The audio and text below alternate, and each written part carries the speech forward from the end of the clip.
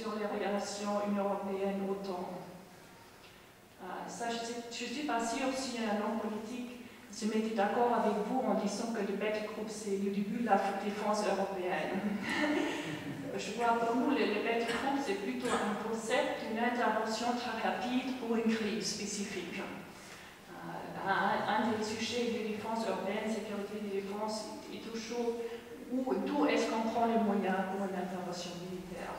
Là aussi, on revient un petit peu à cette question OTAN-Union européenne, parce que nous, dans les opérations très grandes, nous on dit toujours qu'il faut d'abord avoir du recours aux moyens d'OTAN, et si ce n'est pas possible, on réfléchit sur d'autres modalités. Je crois que les Battlegroups, pour nous, c'est un concept qui va permettre des interventions ponctuelles d'une durée assez restreinte, mais aussi des interventions que l'UE pourrait faire au nom des Nations Unies. Pas seulement en propre moyen à l'Union européenne, mais aussi en relation avec les Nations Unies. Et ici aussi, je crois, si on regarde à l'avenir, cette question d'interrelation des forces européennes avec les forces de l'OTAN, ça reste un sujet qui sera toujours difficile. Mais je crois pour l'Allemagne, en disant que l'Union européenne, on se concentre plutôt pour des opérations très ciblées, pour des opérations où l'OTAN, pour quelles raisons, ne veut pas participer. Mais on a un petit peu la tendance de dire on réserve les grandes opérations vraiment à l'OTAN.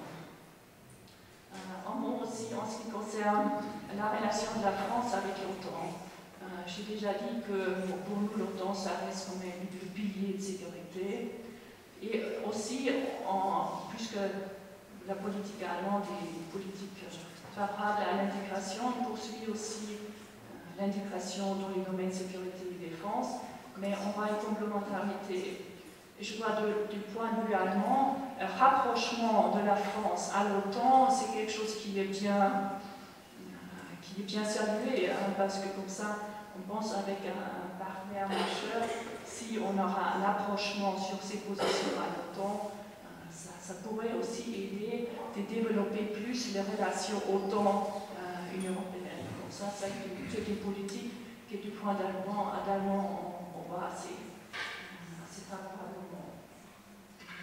Je finis peut-être avec le traité de Lisbonne, vous l'avez déjà évoqué, que le traité de Lisbonne va quand même donner quelques progrès aussi sur la question de la défense-sécurité, mais aussi en général sur la question politique extérieure. Peut-être il faudrait aussi mentionner qu'on va commencer avec les travaux pour un service européen diplomatique, un service européen extérieur, qu'on aura aussi des changements au sein disons, de la scène institutionnelle, que le haut représentant pour la politique étrangère va devenir aussi vice-président de la Commission. Et puisque nous, on voit les interconnexions entre la politique étrangère et la politique sécurité et défense très fortement, on dit aussi qu'avec ces améliorations, on va progresser aussi pour la politique en matière de sécurité et défense. Finalement, encore un mot sur la coopération franco-allemande dans ces domaines. Il faut dire, là, cette année, on fête encore un anniversaire d'une coopération franco-allemande dans les domaines sécurité et défense. Ça fait 20 ans qu'on a créé spécifiquement un conseil franco-allemand de sécurité et défense. C'est 88. Ce sont des structures assez formalisées, des contacts réguliers entre chefs d'État, entre les ministres des Affaires étrangères et des Défenses, et aussi avec les hauts fonctionnaires. On se rencontre régulièrement pour parler des questions défense et sécurité.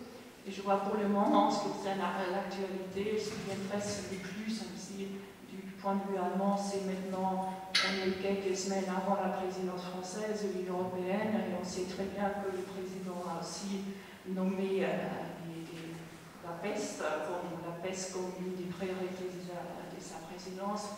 Comme ça, on travaille maintenant avec les partenaires français sur ces projets pour la présidence française. Je vois si on peut progresser avec la politique sécurité et défense. Ça serait très bienvenue de la part de l'Allemagne. En ce qui concerne une armée commune, où là, il y a aussi la chancelière qui s'est prononcée en faveur d'une armée commune européenne, mais plutôt dans une perspective moyen terme, long terme. Je crois ça reste aussi la politique allemande, mais on va le faire pas par pas, comme on a bien vu que les dernières années aussi, c'était un développement plutôt graduel, c'est le même.